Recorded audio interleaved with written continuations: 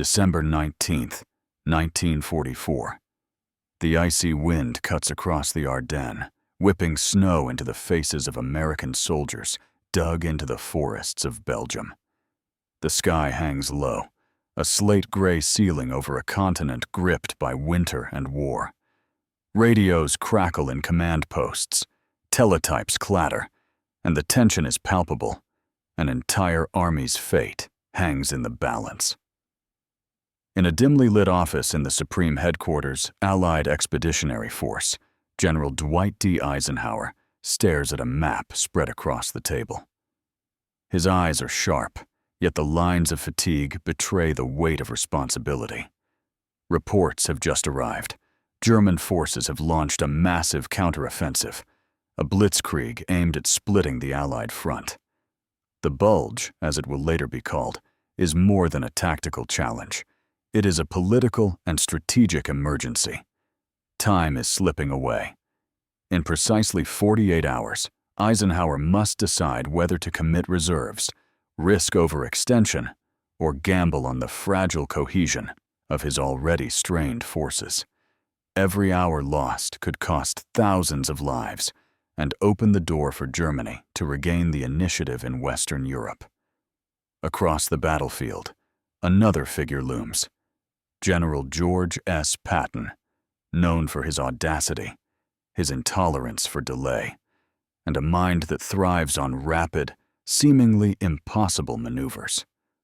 Orders have already been dispatched to his Third Army, and yet the challenge is monumental.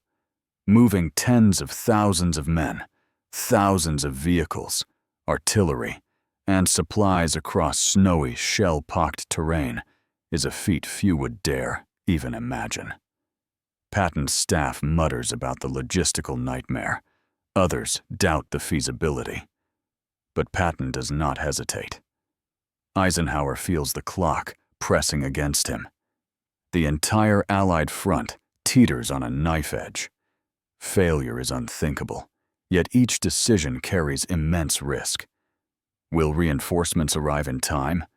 Can Patton redirect an entire army under impossible conditions? And most critically, will the human cost be tolerable or catastrophic? Imagine the tension in the room, the map illuminated under a flickering lamp, pens scratching in urgency, telephones ringing incessantly. Every choice is a calculation. Every minute lost magnifies the danger. Leaders argue, intelligence reports conflict, and the entire future of the Western Front hinges on a decision that must be made within 48 hours. Now, to understand why Eisenhower faced this unprecedented deadline and how Patton prepared to defy expectations, we need to go back. December 8th, 1944. The Western Front had seemed stable, almost deceptively so. After the successful landings in Normandy and the rapid liberation of France, Allied commanders allowed themselves cautious optimism.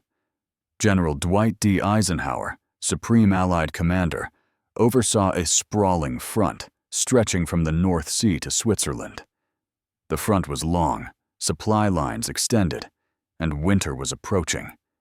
Yet beneath the surface, vulnerabilities persisted.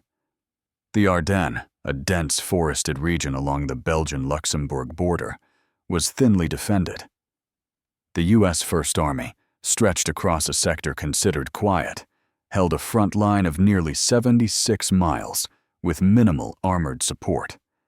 Intelligence reports had hinted at German troop movements, but warnings were scattered, contradictory, and often dismissed.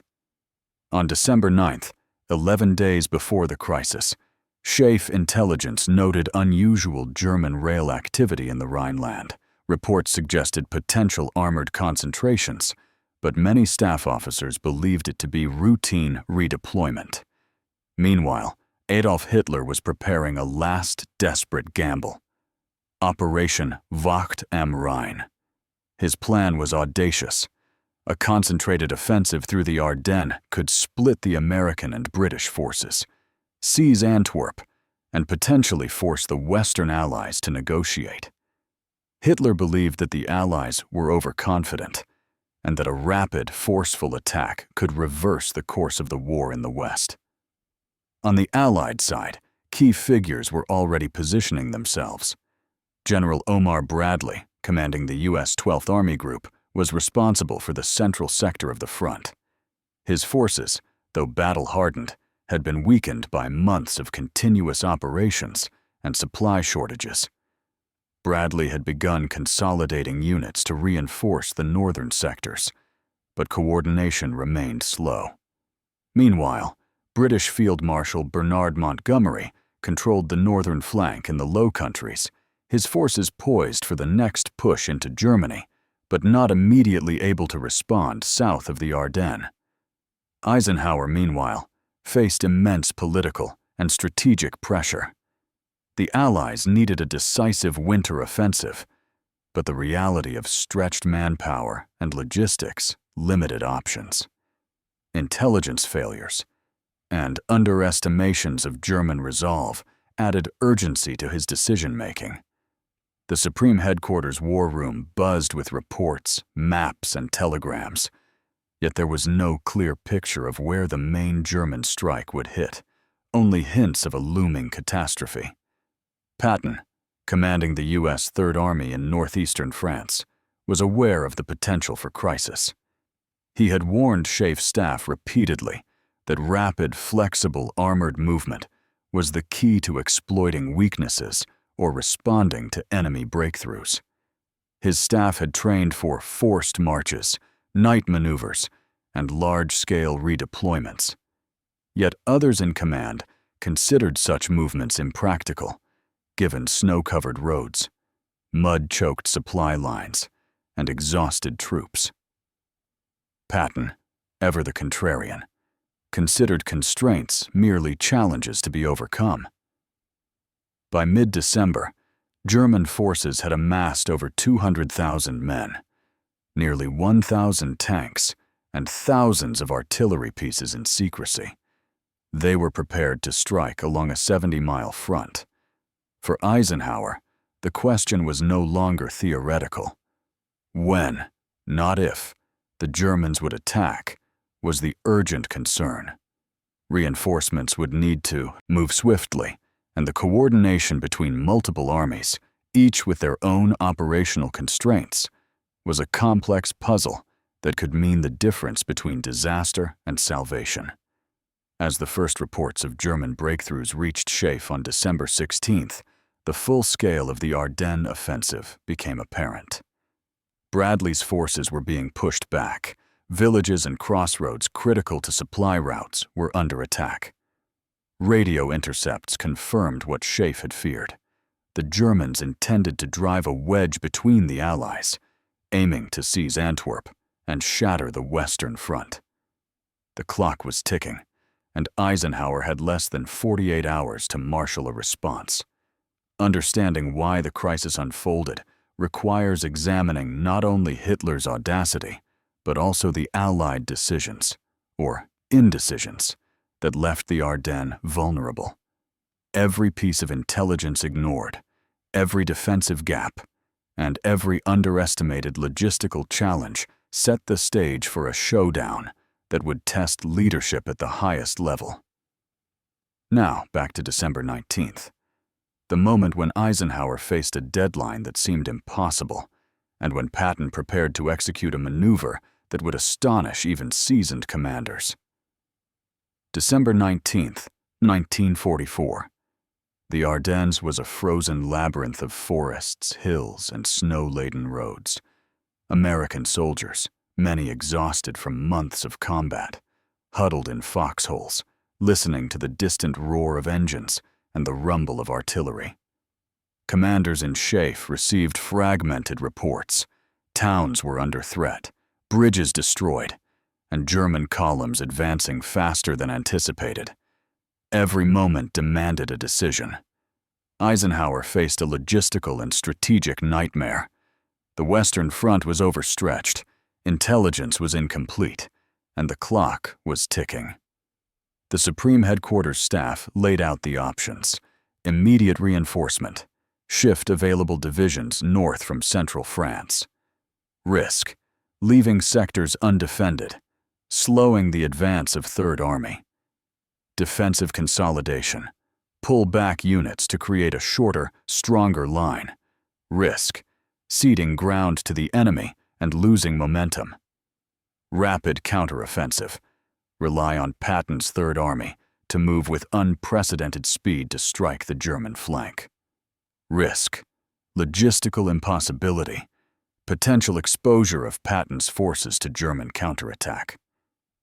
Eisenhower's decision would hinge on Patton's ability to execute the third option, but moving an entire army, over 200,000 men, nearly 3,000 vehicles, thousands of artillery pieces and supplies across snow-covered roads in less than 2 days was considered by most officers as borderline reckless. Patton, in Metz, was already anticipating the challenge. December 16th had brought the first clear reports of German penetration. By the 17th, his staff began detailed planning. Engineers and logistics officers scoured maps, identifying roads that could bear the weight of tanks, fuel trucks, and artillery. Medical units prepared. Evacuation routes. Supply depots were readied for rapid movement. Patton's philosophy was simple. Obstacles existed to be overcome, not to dictate strategy.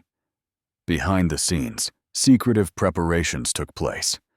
Night reconnaissance.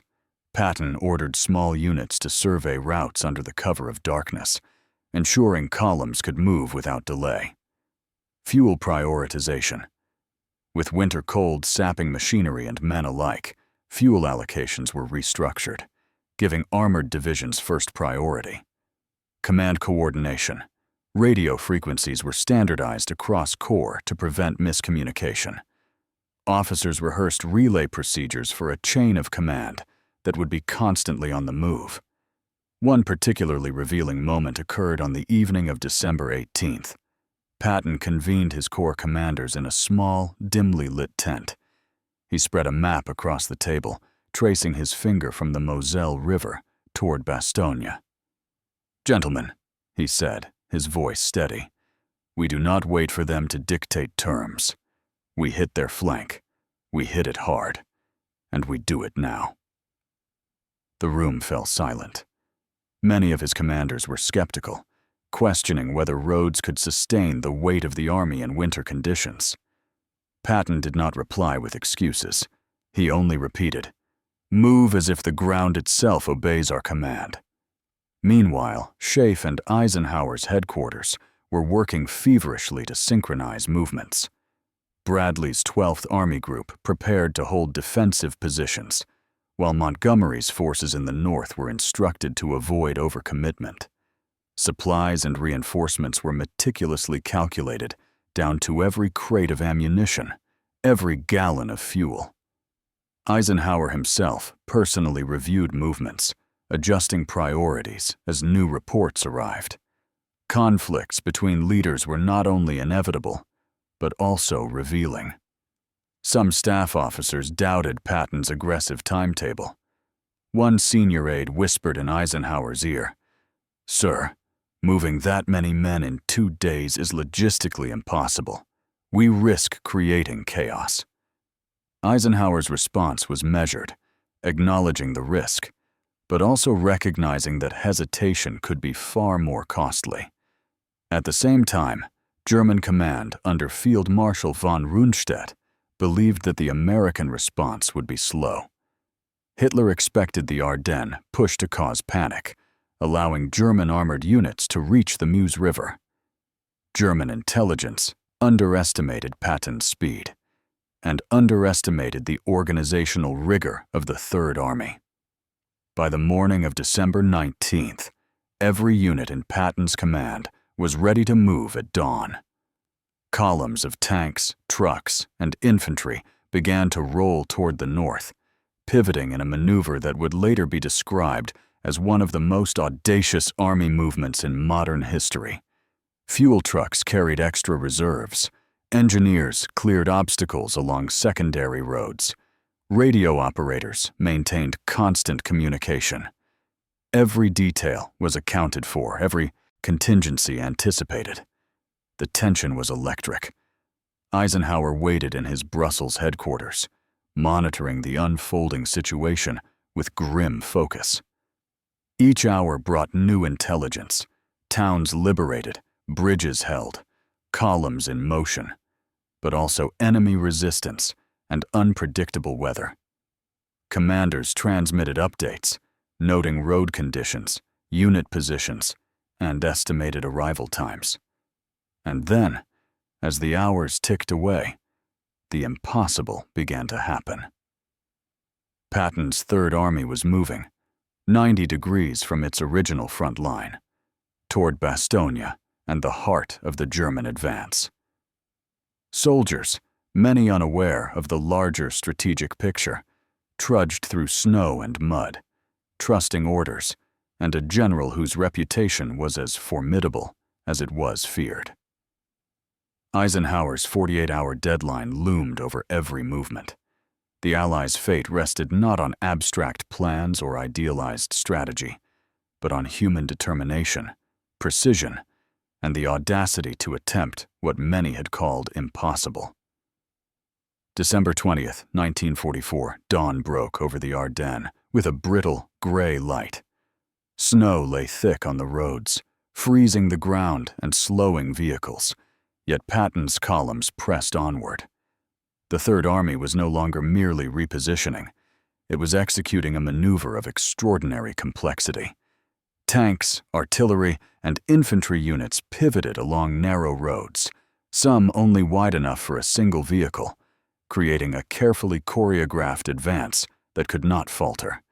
At SHAEF headquarters, Eisenhower observed every movement with a mix of tension and grim anticipation. He understood that the outcome of the Ardennes offensive rested on this pivot.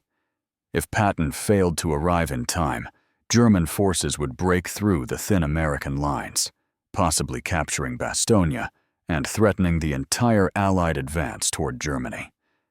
By late morning, Patton's reconnaissance units reached the southern approaches to Bastogne. Reports confirmed what officers in the field had long suspected. German forces were overextended and vulnerable along their flanks. Patton's intelligence officers immediately calculated an opportunity. A concentrated strike against the advancing German armored units could sever their spearhead and prevent them from reaching critical supply routes. The Third Army's movement can be broken down in critical steps, pivoting the entire front. Patton ordered a 90-degree shift of the Army's axis of advance. Units previously aligned to the east were now directed north, a maneuver involving over 250,000 men. Column spacing, road conditions, and communication lines were meticulously coordinated to prevent traffic jams and friendly fire incidents. Rapid coordination with Allied forces. Patton's staff maintained constant communication with Bradley and Montgomery, ensuring that American units could link with northern British positions without creating gaps in the front. Teletypes and radio relays were operating continuously,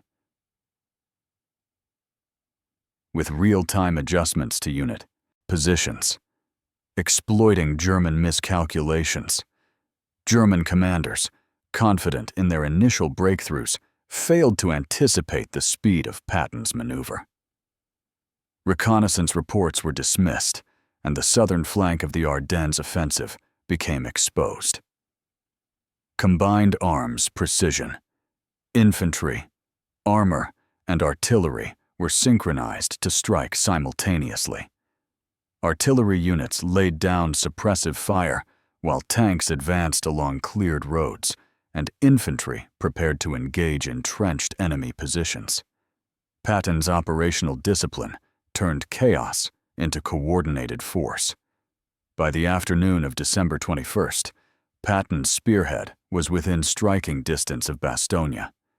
The German advance had slowed due to overextended supply lines and exhausted troops. Patton's forces, moving with precision and audacity, now held the potential to encircle the enemy's forward units and relieve besieged American forces in Bastogne.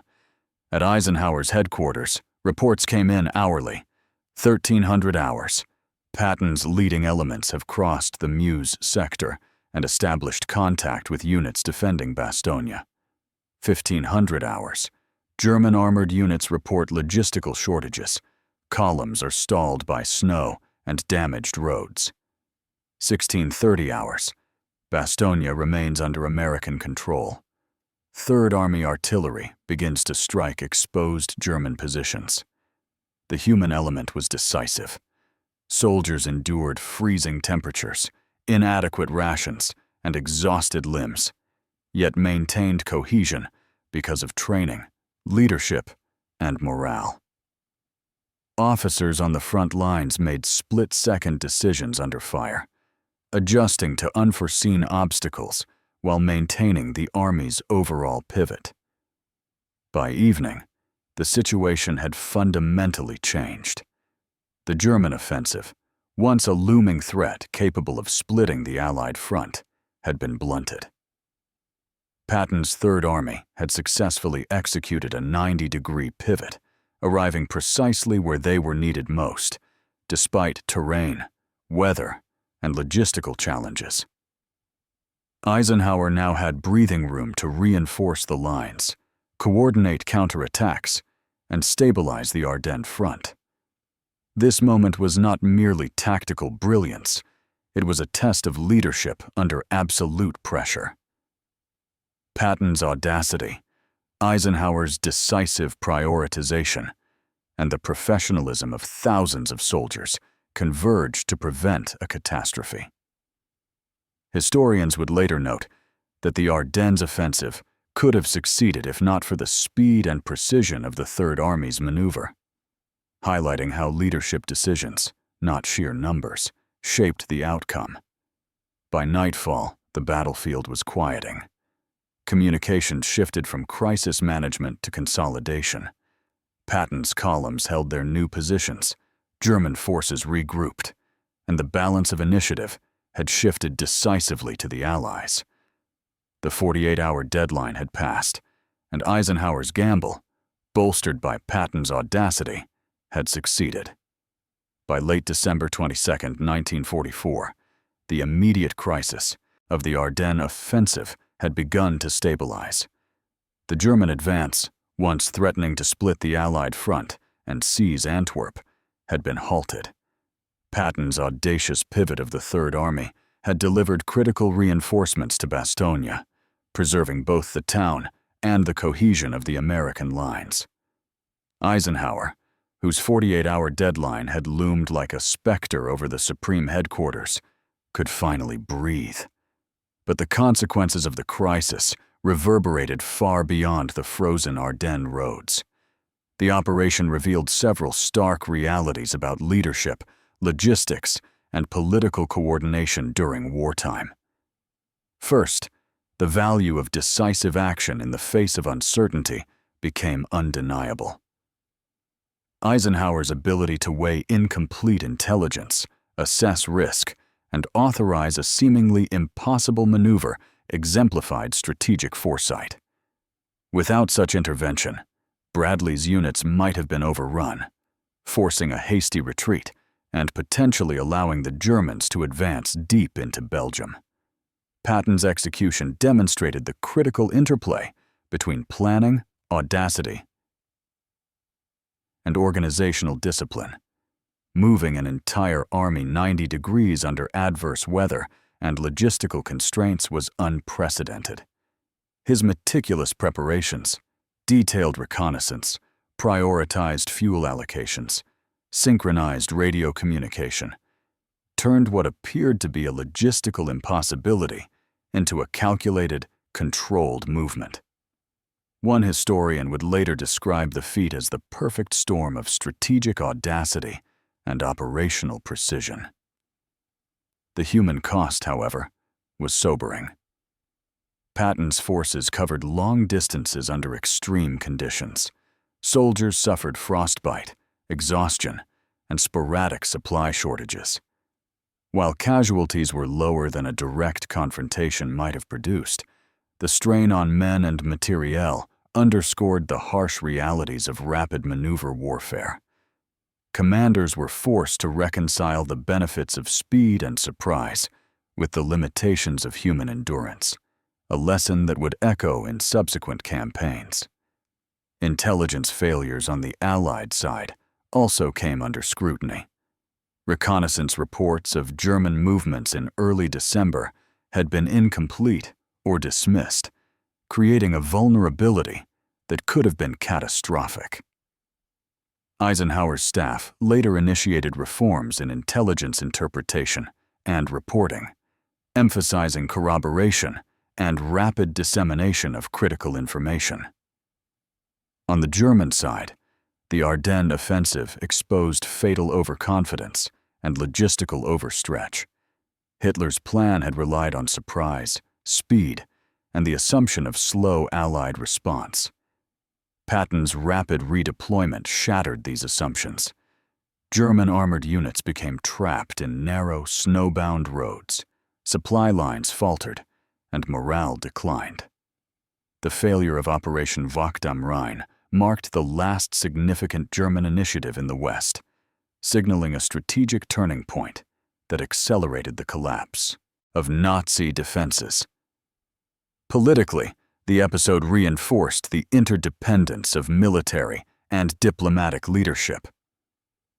Eisenhower, while making tactical decisions, had to consider not only immediate battlefield outcomes, but also the broader implications for Allied cohesion, morale, and credibility.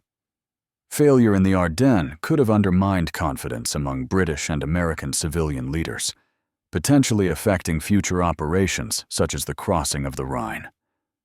Ultimately, the success of the maneuver highlighted three critical lessons in leadership and strategy.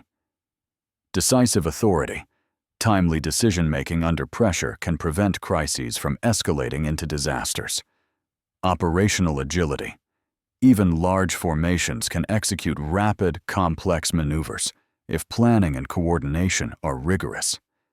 Integration of intelligence and action. Accurate interpretation of available information, combined with audacious execution, can turn vulnerability into advantage. The Ardennes crisis, now known as the Battle of the Bulge, would be remembered not solely for the intensity of the fighting, but for the leadership choices that shaped its outcome.